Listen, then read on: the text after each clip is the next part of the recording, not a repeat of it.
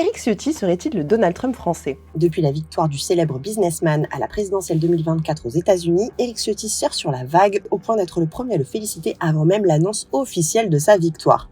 Donc tweet de félicitations et même vidéo avec bien ici en évidence une casquette MAGA, soit Make America Great Again, le slogan de Donald Trump depuis son ascension en politique.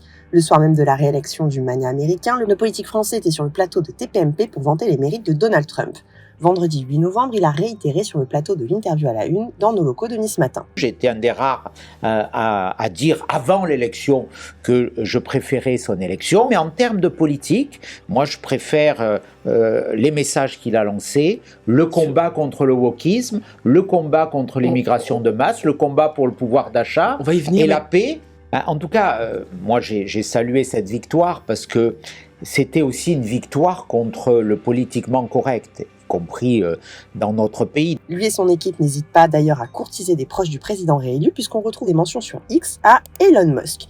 Le milliardaire a été très présent au cours de la campagne de Trump, au point d'être à ses côtés le soir des résultats comme on peut le voir sur cette photo. Alors le Niçois qui pour rappel a fait alliance avec le RN, pris le siège des Républicains cet été et lancé depuis l'Union des droites entre autres, ambitionne-t-il un rapprochement avec Trump ou d'avoir un parcours similaire? Le 30 octobre 2024, une séquence a fait le tour des réseaux. On y voit Éric Ciotti dans un véritable dialogue de sourds avec des journalistes de l'émission C'est à vous sur France 5. Pour résumer, le député des Alpes-Maritimes y soutient que l'interdiction de la publicité du livre de Jordan Bardella dans les gares est de la censure, alors qu'il s'agit du règlement de la régie publicitaire. Une séquence qui peut faire également penser aux grandes heures du président états-unien nouvellement élu. En tout cas, Libération l'a surnommé le Trump de la Riviera et Laurent Geoffrin est allé jusqu'à le nommer le mini-Trump chauve. Vous en pensez quoi, vous ? Dites-nous en commentaire.